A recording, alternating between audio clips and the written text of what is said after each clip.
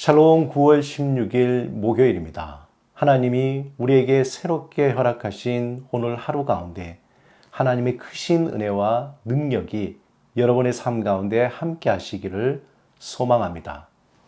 오늘 함께 나눌 말씀은 요한복음 11장 28절에서 37절입니다. 이 말씀을 함께 읽고 또 묵상하며 하나님이 우리에게 주시는 생명의 음성을 듣겠습니다.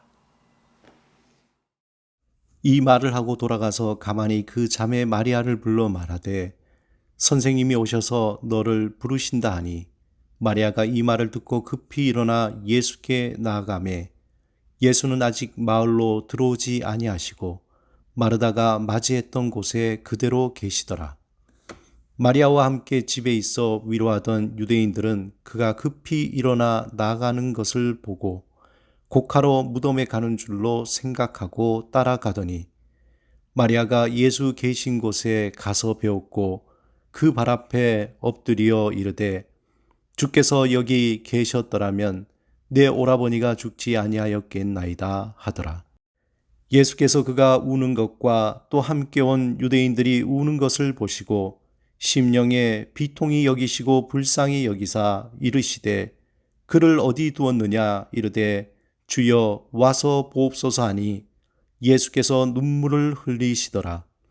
이에 유대인들이 말하되 보라 그를 얼마나 사랑하셨는가 하며 그 중에 어떤 이를 말하되 맹인의 눈을 뜨게 한 이 사람이 그 사람은 죽지 않게 할 수 없었더냐 하더라. 오늘 함께 읽은 본문 가운데에 예수님이 눈물을 흘리셨다는 매우 독특한 표현이 나옵니다. 35절에 보면은 예수께서 눈물을 흘리시더라 라는 표현인데요. 이 복음서에서 예수님이 웃으셨다는 그러한 표현은 찾아볼 수가 없습니다. 그런데 예수님이 화를 내시거나 우셨다는 표현은 나타납니다. 우셨다는 표현이 딱 3번 나오는데 첫 번째는 오늘 본문의 나사로의 죽음 앞에서 우셨고 두 번째는 예루살렘에 입성하시면서 예수님이 예루살렘을 향하여 멸망하실 것을 내다보시면서 우셨습니다. 우리가 잘 아는 구절이죠. 누가복음 13장 34절에 보면 예루살렘아 예루살렘아 선지자들을 죽이고 내게 파송된 자들을 돌로 치는 자여 암탉이 제 새끼를 날개 아래 모음같이 내가 너희의 자녀를 모으려 한 일이 몇 번이냐. 그러나 너희가 원하지 아니하였도다.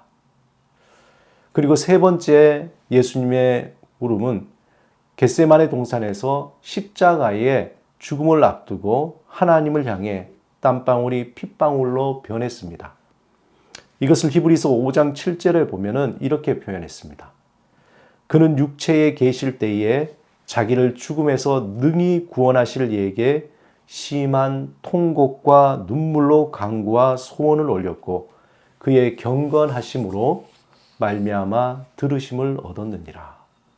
겟세마네 동산에서 예수님께서 우셨다는 그러한 표현이죠.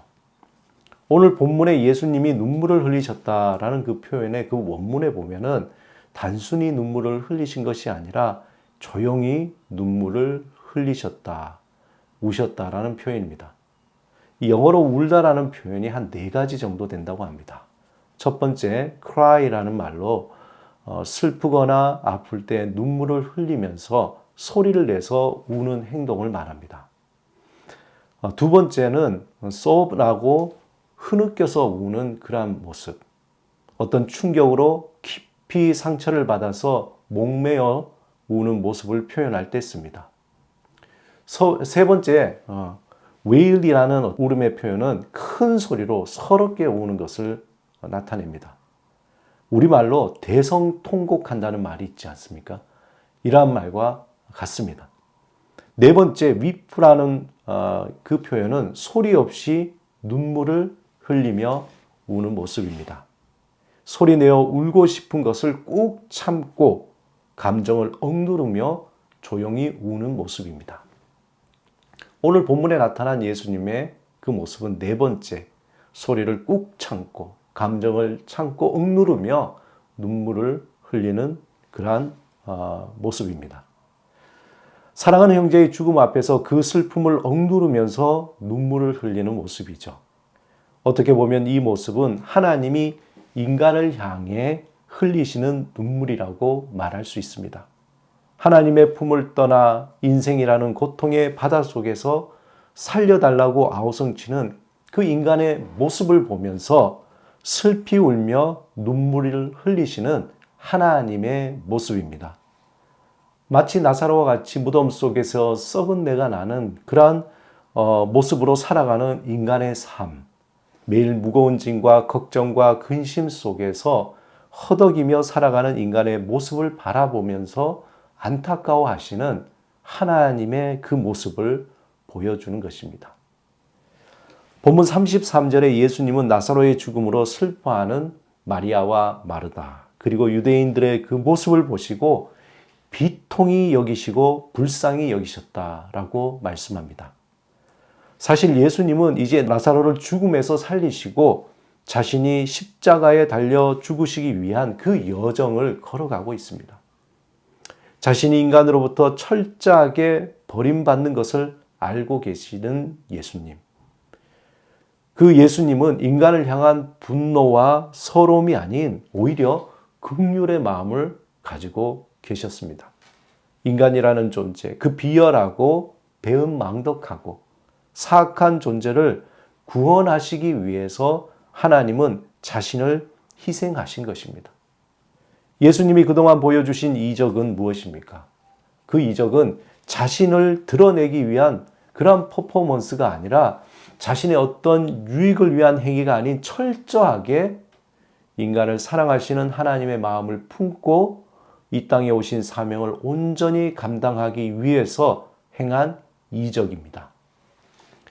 예수님이 나사로를 즉시 살릴 수도 있었지만 단순히 나사로를 살리는 것은 그것은 목적이 아니었던 거죠. 오히려 그것을 넘어서서 온 인류를 살리기 위한 깊고 깊은 사랑과 신비로운 구원의 길을 완성하시기 위해 그 슬픔을 참으셨습니다. 그 슬픔을 참으시지만 슬퍼하는 마리아와 마르다 그리고 유대인들을 보시고 나사로의 죽음을 슬퍼하는 것을 넘어서 인간을 향한 깊은 시련과 슬픔에서 눈물을 참을 수가 없었던 것입니다. 사랑하는 여러분, 저와 여러분은 하나님의 그 깊고 깊은 그 애통함과 슬픔으로 흘려진 그 눈물의 열매라는 것을 기억하시기 바랍니다. 예수 그리스도 안에서 하나님이 흘리신 눈물로 구원받은 하나님의 자녀들입니다. 그러므로 이제 우리는 주님과 같이 이 세상을 향한 깊은 시련과 눈물을 흘려야 합니다. 우리의 가정 안에서, 우리의 이웃과 삶의 자리에서 하나님의 사랑을 알지 못하는 이들을 향해서 무감각하게 바라보는 것이 아니라 하나님의 그 마음으로 바라보아야 합니다. 이 세상이 주는 포장된 눈물이 아니라 예수 그리스도 안에서 하나님의 그 깊은 사랑을 깊이 깨닫고 또 깨달아서 흘리는 눈물이 있어야 합니다. 제가 가장 두려운 것은 목회자로서 눈물이 메말라 갈 때입니다. 제 마음에 하나님의 눈물이 메말라 갈 때 그것이 가장 두렵습니다. 왜냐하면 우리 안에 이 눈물이 메말라 갈 때 우리의 삶이 서서히 메마르기 때문입니다. 삶은 생동감을 잃어버리고 열정도 식어지고 삶의 진정한 목적과 가치도 잃어버리고 이 세상에 포장된 눈물, 세상이 열광하는 눈물, 세상이 분노하는 눈물 속에서 서서히 메말라가기 때문입니다. 이 눈물을 회복하기 위해서 우리는 어떻게 해야 할까요?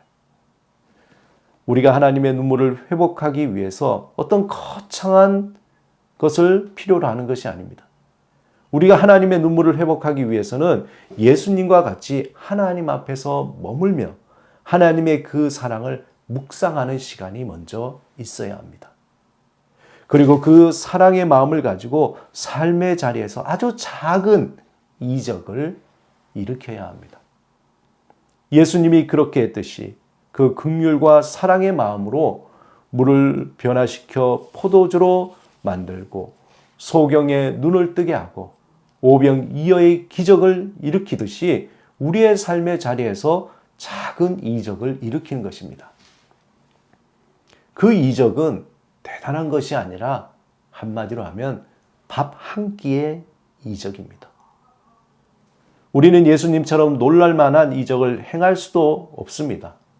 또 그러한 이적을 행할 수 없어도 예수님의 마음을 품고 밥 한 끼의 이적을 행할 수 있습니다. 우리 가족 중에 우리 주위의 친구나 가까운 사람들 아니면 마음에 생각나는 사람들을 위해서 밥 한 끼를 같이 먹고 그들의 이야기를 경청하는 이적입니다. 특별히 우리 마음에 지금 슬퍼하고 고통하고 절망하는 또 외로워하는 사람이 있다면 그 사람에게 전화를 걸어서 한 끼 먹자 아니면은 그 사람을 위해 위로의 한마디 또 따뜻한 차 한 잔을 통해서 작은 이적을 일으키는 것입니다. 사랑하는 여러분, 우리의 삶에는 함께 울어줄 사람이 필요합니다. 함께 고통에 울어주고 공감해 줄 사람이 필요합니다. 예수님은 마리아와 마르다의 슬픔에 고통에 함께 눈물을 흘리셨습니다.